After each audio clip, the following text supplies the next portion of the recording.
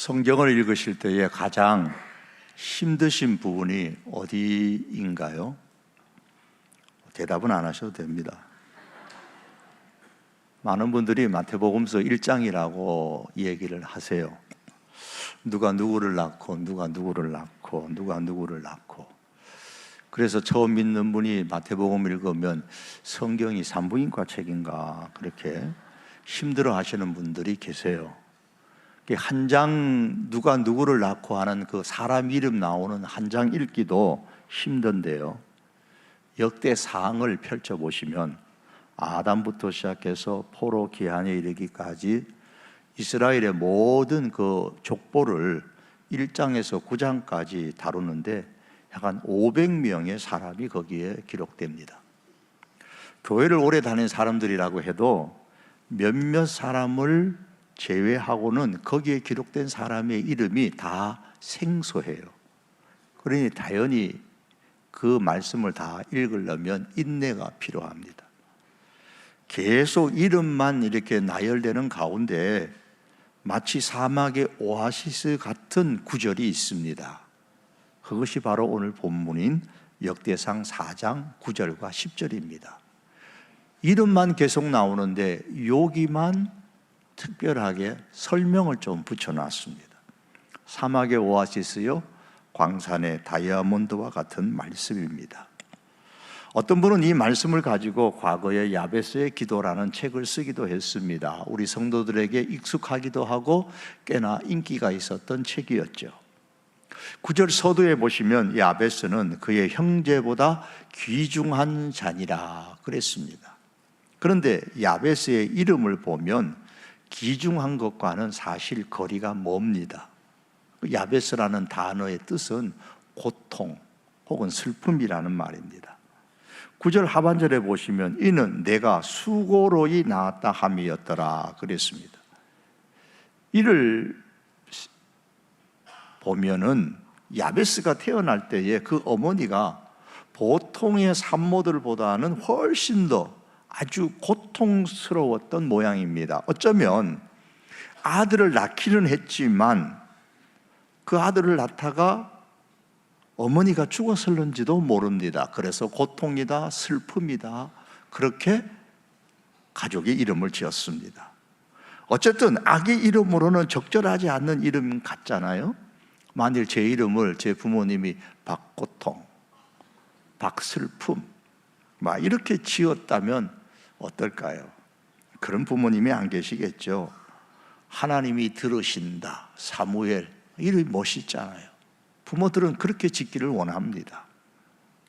아마도 이 야베스는 그 이름 때문에 어린 시절에 자라나면서 주변의 친구들에게 많은 놀림을 받지 않았을까 싶습니다. 너 이름이 왜 그러냐고. 그런데 이 사람의 인생이 바뀌었습니다.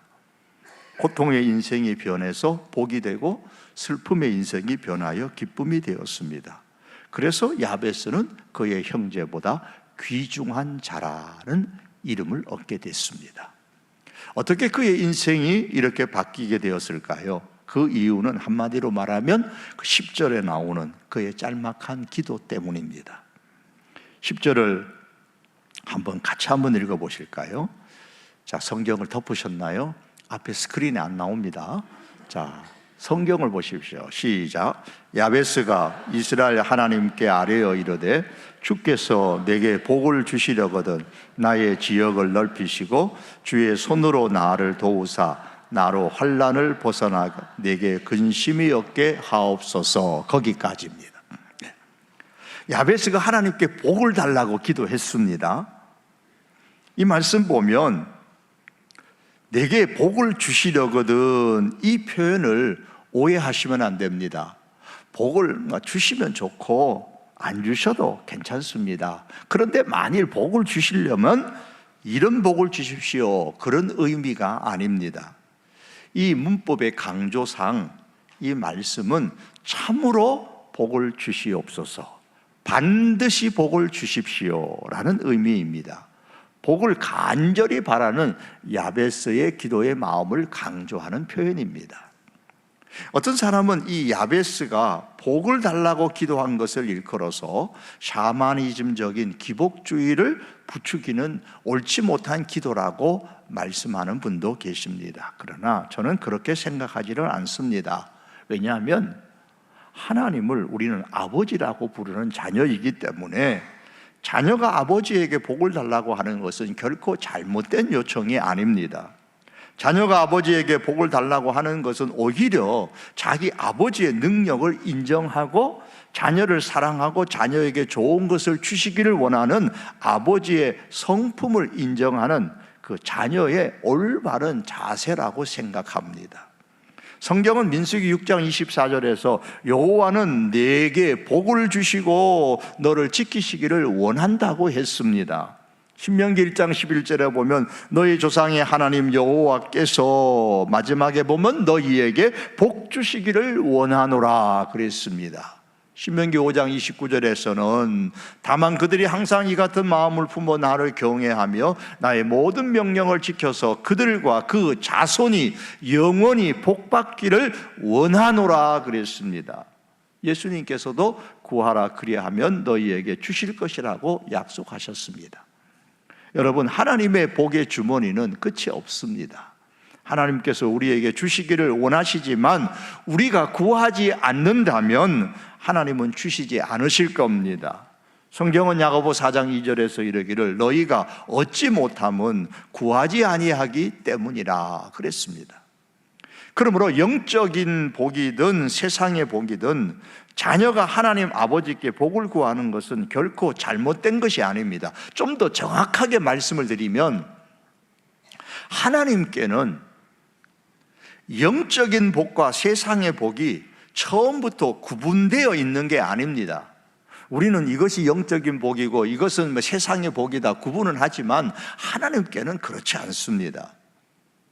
그 받을 복을, 내가 받은 그 복을 하나님의 기쁨과 내 자신의 믿음의 진보를 위한 재료로 사용하면 그것이 어떤 복이든 다 영적인 복입니다. 반면에 자기의 영광을 위해서 사용하면 세상적인 복인 겁니다. 그러므로 복의 그 내용을 따라서 세상의 복이다, 영적인 복이다 구분하는 것이 아니라 그 받은 복을 무엇을 위하여 어떻게 사용하느냐에 따라서 달라지는 겁니다. 그러므로 복을 구하는 것이 잘못이 아니라 받은 복을 어떻게 사용하는가에 따라 잘못될 수도 있고 옳을 수도 있습니다. 여러분, 하나님의 영광을 위해 살고 싶지 않으십니까? 진정으로 하나님의 영광을 위해 살고 싶다면 하나님의 복을 구하십시오. 나의 믿음이 진보되는 것, 발전하는 것을 원하지 않으십니까?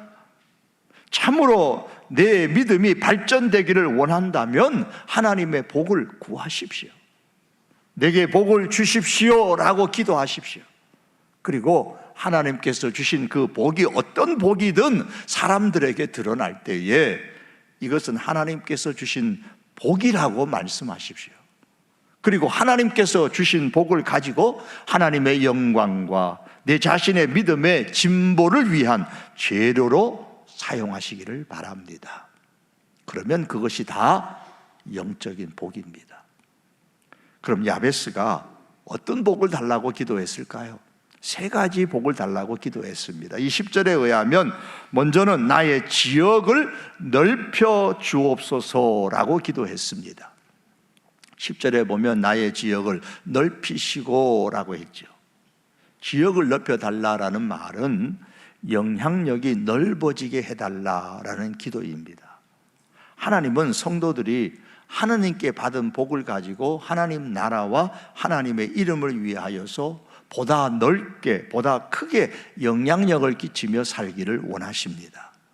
그러므로 우리가 하나님 나라와 하나님의 이름을 위하여서 더 많은 영향력을 끼치고 더 많은 일을 할 수 있게 해달라고 기도하는 것은 너무나도 당연합니다.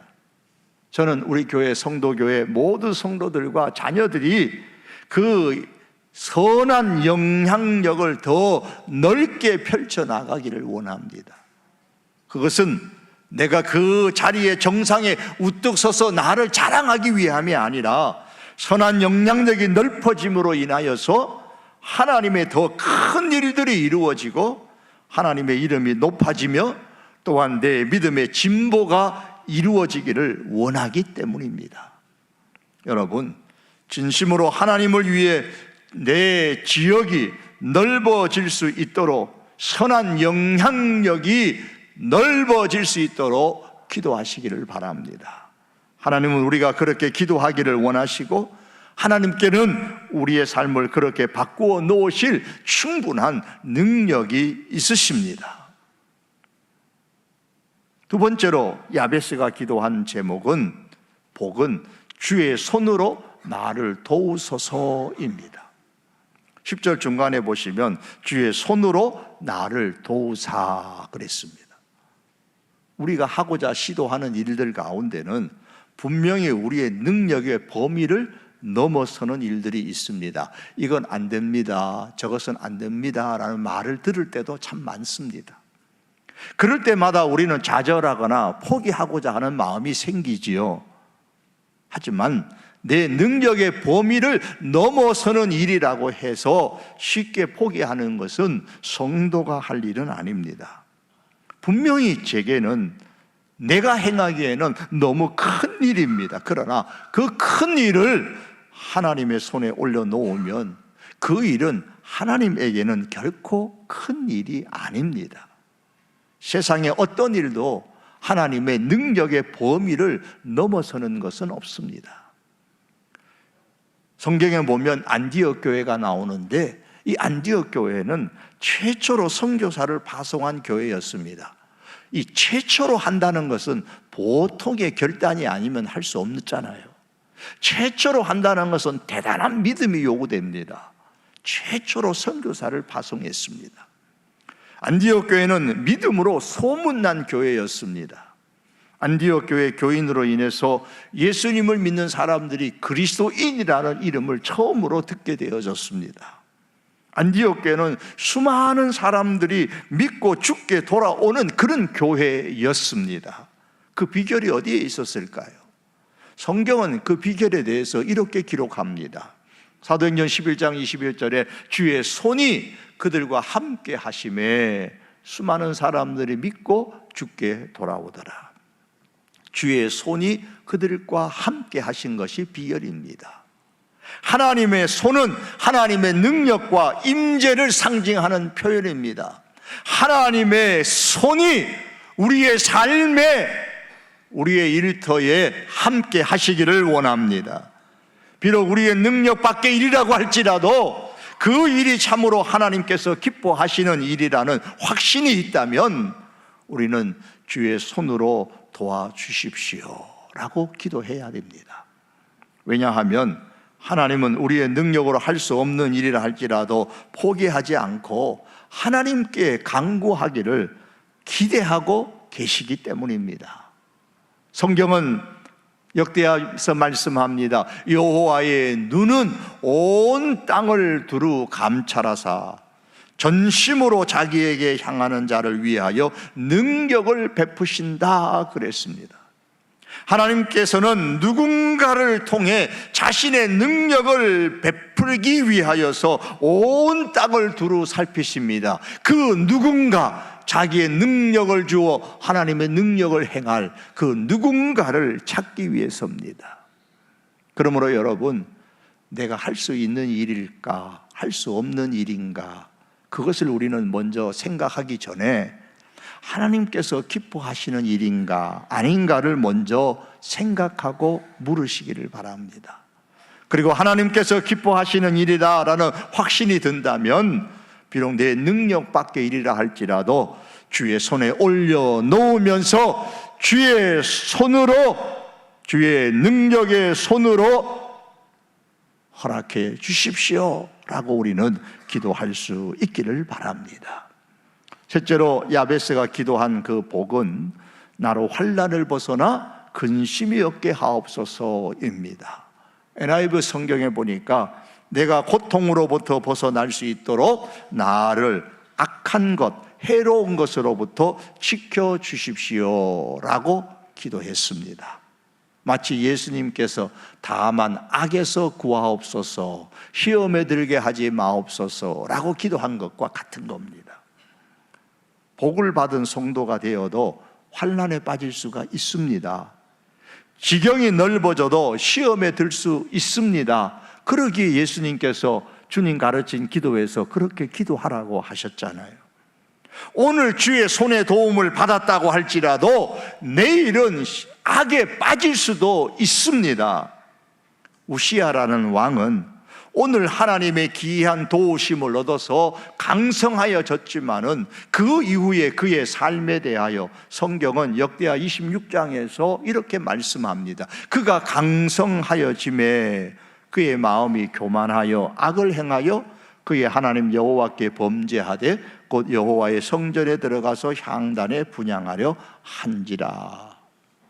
오늘은 주의 기이한 손의 능력으로 강성했는데 내일은 어떻게 됩니까? 그의 삶이 시험에 빠졌습니다. 악에 빠졌습니다.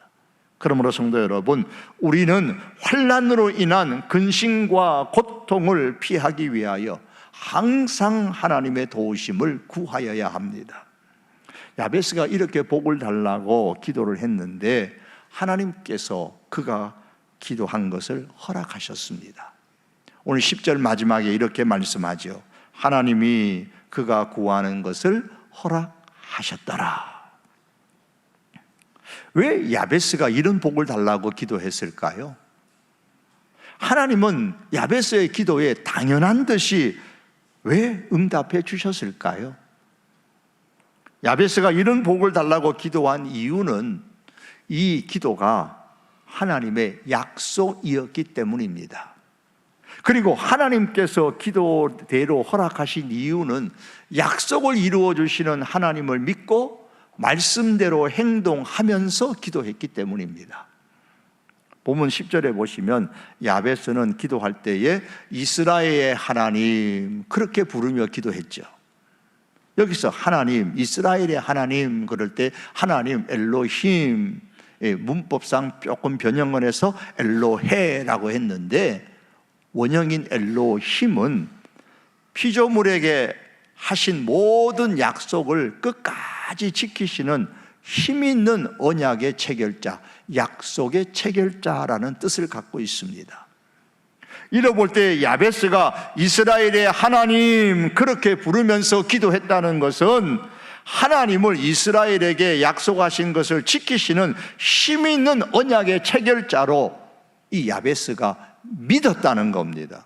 믿고 기도한 겁니다. 하나님은 이런 하나님이 아니십니까? 약속하신 것을 지키시되 지키시는 힘 있는 언약의 하나님이 아닙니까? 그러니 약속하신 대로 이런 복을 주십시오 라고 기도한 겁니다.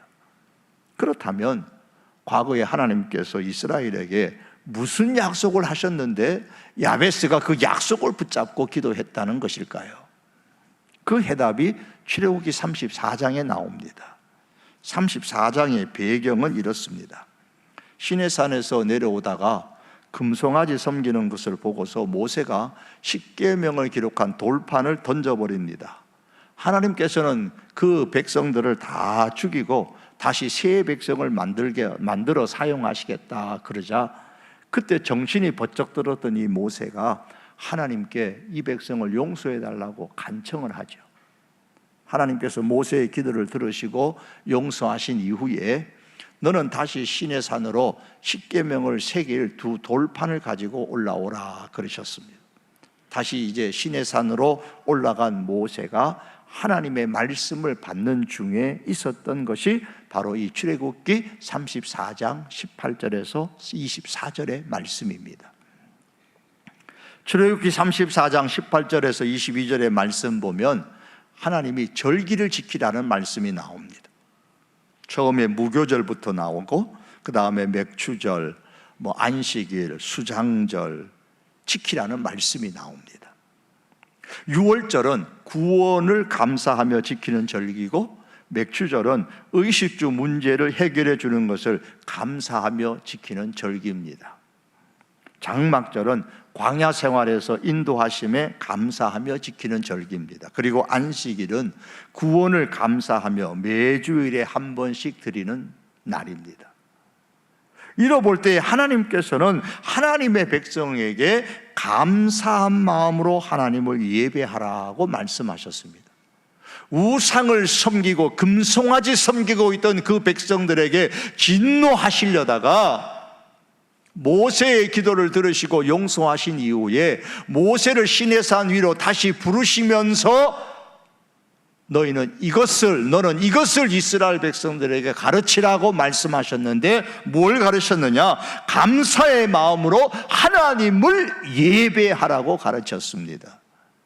여러분, 삶 가운데서 가장 불안한 때가 언제인 줄 아십니까? 예배가 타락할 때입니다. 왜냐하면 예배가 타락하면 더 이상 하나님의 도움을 받을 수 없기 때문입니다. 세상이 어떻게 변하고 세상이 어떻게 타락하고 하나님의 관심은 그것보다 교회가, 성도가 예배에 타락하느냐 아니냐에 더 관심이 있으십니다. 이스라엘의 역사가 우리에게 이것을 교훈합니다. 이스라엘의 멸망은 하나님을 예배하는 자가 되기를 포기하였기 때문에 일어난 것입니다. 역대상 9장 1절에 보시면 유다가 범죄함으로 말미암아 바벨론으로 사로잡혀 갔다라고 하반절에 말씀하죠. 바벨론으로 사로잡혀 갔다, 망했다 그 말 아닙니까? 왜? 범죄함으로 말미암아. 무슨 범죄를 했느냐? 하나님의 예레미야 선지자를 통해서 그 범죄함의 내용을 이렇게 표현했습니다. 내가 내 종 모든 선지자를 너희에게 보내고 끊임없이 보내며 이르기를, 끊임없이 선지자를 보냈습니다. 또 보내고 또 보내고 또 보냈는데 뭐라고 보냈느냐? 너희는 이제 각기 악한 길에서 돌이켜 행위를 고치고 다른 신을 따라 그를 섬기지 말아라. 그리하면 너희는 내가 너희와 너희 선조에게 준 이 땅을 살리라 하여도 너희가 귀를 기울이지 아니하며 내게 순종하지 아니하였느니라. 끊임없이 선지자를 보내면서 예배에 타락하지 말라고 그렇게도 강조하고 가르쳤는데 안 들었다는 거예요. 즉 예배가 타락했다는 말입니다. 결국 예배의 실패로 말미암아 유다 나라가 멸망을 했습니다. 여러분, 우리의 삶에서 예배가 떠나면 하나님도 우리의 삶에서 떠나가십니다. 그러므로 우리의 삶에서 감사의 마음으로 드리는 예배가 있기를 간절히 바라고 힘쓸 수 있기를 원합니다. 하나님께서는 감사의 마음으로 하나님을 예배하라 이렇게 말씀하신 이후에 24절에서 세 가지 약속을 주셨습니다. 감사의 마음으로 하나님을 예배하는 삶을 살면 이와 같은 복을 주시겠다 그러면서 세 가지 복을 말씀하신 거예요. 앞에 내용을 한번 같이 읽어볼까요? 시작. 내가 이방 나라들을 내 앞에서 쫓아내고 내 지경을 넓히리니 내가 매년 3번씩 여호와 내 하나님을 뵈려고 올 때에 아무도 내 땅을 탐내지 못하리라. 하나님의 약속입니다. 첫째는 이방 나라들을 내 앞에서 쫓아내 주시겠다는 약속이고, 두 번째는 내 지경을 넓혀 주시겠다라는 약속이고, 세 번째는 아무도 내 땅을 탐내지 못하도록 너희가 예배하는 동안에 아무도 너희 땅을 얼씬거리지 못하도록 지켜주시겠다는 약속입니다. 즉 환난을 없애주겠다는 거예요. 저는 이 출애굽기 말씀을 보면서 야베스가 하나님께 감사한 마음으로 예배하는 생활을 하고 하나님의 이 약속을 붙잡고 기도했구나. 하나님은 감사의 마음으로 예배해라 그러면 이 세 가지 약속을 복으로 주시겠다고 말씀하셨는데, 내려오는 세대 속에 야베스는 이 약속을 붙들고 살았던 겁니다. 그래서 야베스가 기도할 때에 이스라엘의 엘로힘, 이스라엘의 엘로헤 부르면서 하나님은 약속하신 것을 지키시는 힘 있는 언약의 하나님이 아니십니까? 그러니 시내산에서 모세를 통해서 약속하셨던, 우리에게 약속하셨던 이 약속을 지켜주십시오. 이 약속을 붙잡고 기도한 겁니다. 첫째는 이방 나라들을 내 앞에서 쫓아내 주시겠다는 약속에 근거하여서 야베스는 주의 손으로 나를 도와달라고 기도했습니다. 내 지경을 넓혀 주시겠다는 약속에 근거하여 야베스는 지역을 넓혀 달라고 기도했습니다. 예배드리러 가는 동안에 우리의 땅을 지켜주시겠다는 약속에 근거하여 야베스는 환난의 고통, 근심을 벗어나게 해달라고 기도했습니다. 결국 하나님께서 야베스의 기도대로 허락해 주신 것은 그가 참된 마음으로 감사하며 예배하는 예배자의 모습으로 살면서 기도했기 때문입니다. 하나님이 그가 구하는 것을 허락하셨더라. 고통의 인생이 기도로 복받는 인생이 되었습니다. 슬픔의 인생이 기도로 기쁨의 인생이 되었습니다. 여러분, 이것을 기억하십시다. 기도는 인생을 바꿉니다.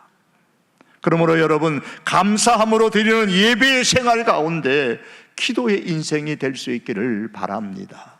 그래서 하나님께서 주시는 복을 받고 그 받은 복을 믿음의 진보를 위한 재료로 삼으십시오. 또한 하나님께 기쁨이 되는 삶의 재료로 삼으시기를 바랍니다. 그래서 하나님께서 지금보다 더 존귀한 인생, 더 귀중한 사람으로 바꾸어 주시는 그런 은혜가 우리들 가운데 있기를 주님의 이름으로 축복합니다. 기도드립니다.